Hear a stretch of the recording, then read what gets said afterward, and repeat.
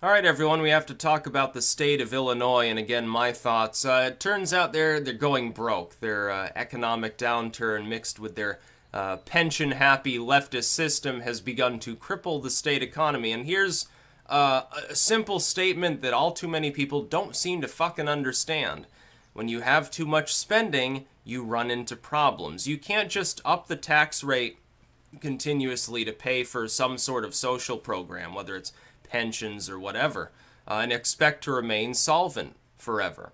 So for every high tax enclave in the United States, you need a bunch of low tax zones where you actually have business going on in order for the federal government to continue to subsidize those generally blue zones. It's like when people say, oh yes, but red states, they have more welfare spending. Well, there are other obvious reasons for that other than, well, they happen to be red states, therefore out-of-work meth-smoking rubes or something like that. I'm sure that's what a lot of people, the more elitist side of the liberals, and I think even some of the New York City-style conservatives, they look down upon small-town America as, oh, they're all takers.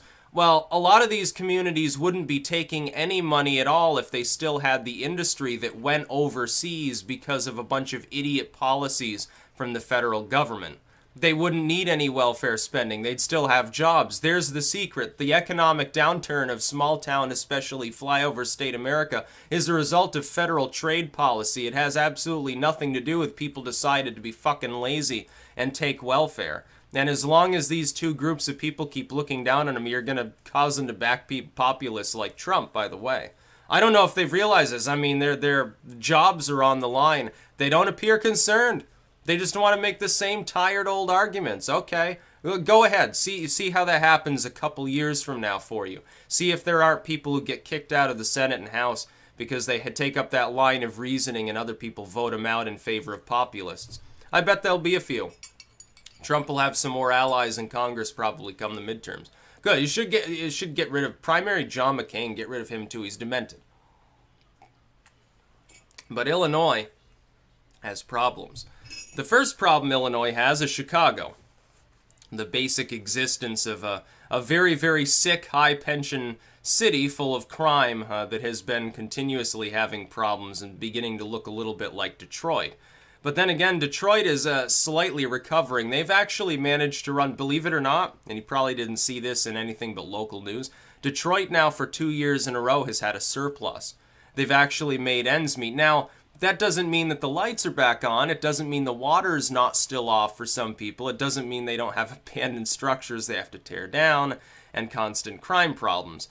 But things are mildly improving there. It's actually almost at this point a success story. It's Flint that's falling apart now in Michigan. For similar reasons.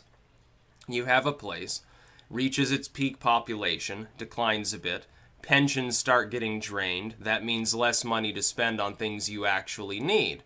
All of these cities run almost invariably by leftists, real economic leftists on the state level. We're not talking about the neoliberals in the federal government.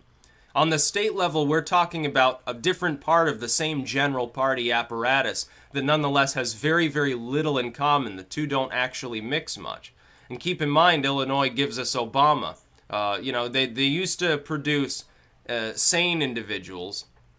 You know, you'd think of Abraham Lincoln. Think what you will about suspending habeas corpus or Sherman's March or something. They used to give you Lincolns, now they give you Obamas. And Obama, basically, he gives you Lincoln logs straight out of his asshole down the throat of the taxpayers. That's the problem we've got in this country. We keep getting all these weirdos from some place like Chicago. They don't really know how to govern a country that contains small towns and rural areas because they'd never been to one. This is even a problem, I would say, a possible looming problem for Trump. He's like a New York tycoon. He doesn't really know. He considers Camp David to be rustic, in his own words. So it's not entirely clear. I don't think he fully gets how rural America operates. But he is better at least talking to people from those. I mean, he's kind of reliant on talking to people from small town America. We'll see what happens with the Rust Belt recovery. As far as Illinois goes, though, yes, I think we'll spend more and more money on pensions. Aging population, high crime urban area requires a lot of infrastructure development. The rest of the state, mostly, most of Illinois is still rural. It's like basically cornfields and shit. I've been through Illinois. It's not a stereotype. There's a lot of corn and some hills and little towns. And then you've got Chicago and Springfield, basically. Chicago is actually a money siphon, for the most part. Industry doesn't really exist in the Midwest or the Great Lakes region anymore, as it did once in the past when shipping was much more easy from that area. Now it's easier from the coasts generally, and so you have a relative recovery on the Atlantic and Pacific coasts, and in Texas because they have no taxes, basically. And that's where your recovery is. In all of these other zones, the flyover states, parts of the Great Lakes, small town America in the marginal coastal zones, like even here in Vermont, Rutland suffers, Burlington does fine, basically. You can't keep paying those pensions forever. This is going to become a bigger problem, by the way. 5-10 years down the road, as that population continues to stagnate in age, it's going to be a bigger problem. Now, what should we do about it? What happens if Illinois becomes completely broke? And they're talking about, well, why don't we just extend bankruptcy proceedings to states? You know, a private individual can't shelter themselves by saying, well, I went broke, I spent all my money. Now, sorry about that, bail me out. But private businesses apparently can. The government can give them taxpayer money. They can give it to multinational banks that have investments that don't even have anything to do with the fucking United States, as we saw from Obama's ill-omened bailouts that didn't really work. Oh, let me keep the financial sector afloat. We're only going to have to spend the next 10 years pumping more and more and more money into it so that we don't collapse again. What a great... Yeah, we only spent $10 trillion to do that. Seems like a little bit of waste, fraud, and abuse to me, but that's just my opinion. I don't think we should let Illinois go bankrupt. I think we should lean on them, the federal government and the people at large, and say, get your house in order. If you have to do something about your pensions, so be it. Otherwise, cut something else. Cut some other social spending. Cut some other infrastructure spending that you don't really need. Get rid of the pork. Why don't you cut some government employees? Say, bye. Well, we can't afford you anymore. We have to pay people's state pensions, most of which will be government workers and city workers in Chicago. Well, tell them to fuck off. Privatize a bunch of shit. Then you'll be solvent. That'll at least, yeah, there'll be some pain involved. It'll be a lot less pain than going through bankruptcy anyway, and I don't even think we should extend it to states. No, a state shouldn't have the right to gobble up federal money to get itself back afloat because they made mistakes. The states are functionally sovereign entities. Now, another thing, people don't even realize this about the U.S. The states are countries. These states, Vermont, Texas, Illinois, wherever it is, they are countries. The United States itself is not really a country in anything but name. The United States is a federation of other semi-sovereign nations that come together under a constitution with one military framework, and that's really how our nation was supposed to operate in the first place. A collection of nations in a federation. A union of different states. What does the term fucking state mean? Anywhere else in the world, if you say state, they would talk about provinces. You know, if you say state, it'd be the state of France, the state of England, the state of Poland, or the state of Russia, the Russian state. You hear this all the time. Only here do they use it in a different context. They're semi-sovereign entities. No, they shouldn't be privy to a single fucking dollar from the rest of the taxpayers in the United States. Why should I have to pay so much as a red cent to pay for the pensions of people now who got their pensions as the result of bad economic design?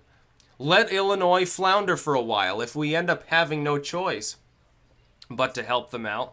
Then do it without bankruptcy proceedings. Do something else involved. Give them some sort of grant. Say, okay, we'll take care of this one element of your spending. Now dumb down the fucking pensions. Become solvent again so you can keep the streetlights. So you don't end up with Chicago being a much larger version of Detroit. Which it would be. It's one of the largest cities in the United States. It's also a huge money siphon. And the surrounding productive areas, they get screwed out of their business. It's still marginally part of that Rust Belt.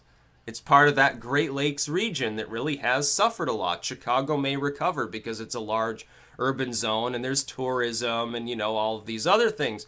It's the small towns that really prop up the population of any state.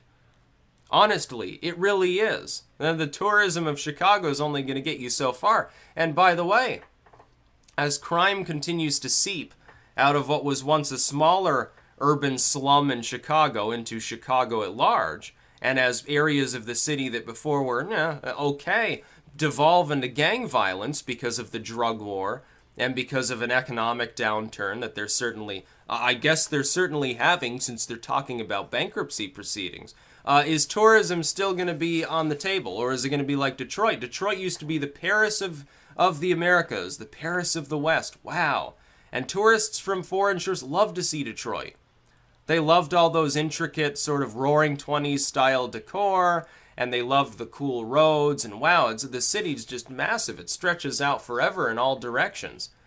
Wow, so look at this. Look at all these factories, how fucking giant they are. Everything's squeaky clean. Now, do people generally go to Detroit for tourism unless it's urban exploration? No, and most Europeans, they're not going to Detroit. They might go to Chicago, but how long is that going to last? What happens if you have enough violence for just a short period? Let's say you get a good weekend riot in Chicago. Some gang war erupts. And all of a sudden 50, 100,000 people decide, well, that's it. I can't deal with this shit anymore. I don't want my kids getting shot. I don't want myself to get shot. My car just got stolen. Maybe the neighbors got their house burned down by teenagers or something. I'm just going to move out. Yeah, I'll sell this. The property value's high now, but it's going to drop like a rock. I better sell, and I better go somewhere else. There'll be people who will do that. For these pensioners, by the way, since you're paying them so much, these city workers, get 30, 40 grand a year on pensions. Yeah, they'll move out. They'll still be able to get their pensions. Oh yeah, I moved to North Dakota. Ah, fuck that Chicago shit.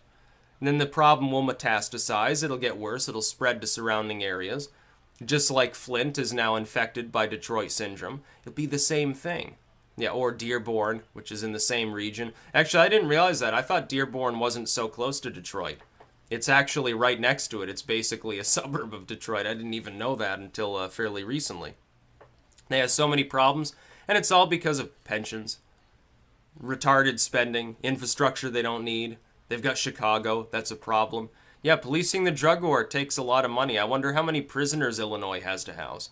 Why don't you get rid of, why don't you cut loose all the non-violent drug offenders? You know, probably some tens of thousands of people, and focus on, oh, I don't know, those gangs. They're selling crack and shooting people. You know, there have been people, they post footage of, like, nighttime in Detroit, in Chicago. You know, same thing. And it's just constant gunshots. It sounds like Beirut or something like that. It sounds like footage someone shot in Aleppo. If it weren't for the fact that there was still some greenery there, you'd think it probably was Aleppo. It's surreal that this could happen in you know, supposedly a prosperous nation. We've got these retarded zones that keep absorbing more and more money. Yeah. No, don't give them bankruptcy proceedings. Make them clean their own house out. Make them take care of themselves. States should do that. So should private entities and the banks. Let them fucking collapse and see how long it is. Make it clear if you have problems, you're going bankrupt. And we're going to hold not only the CEOs, but also all those upper managers. We're going to throw you in prison if you screw people up too badly. You're going to be the ones to bear the brunt of that. We'll just liquidate your assets. We'll use that to bail out your company because you're such a fucking retard or something like that. You know, if you've ever gotten taxpayer money, okay.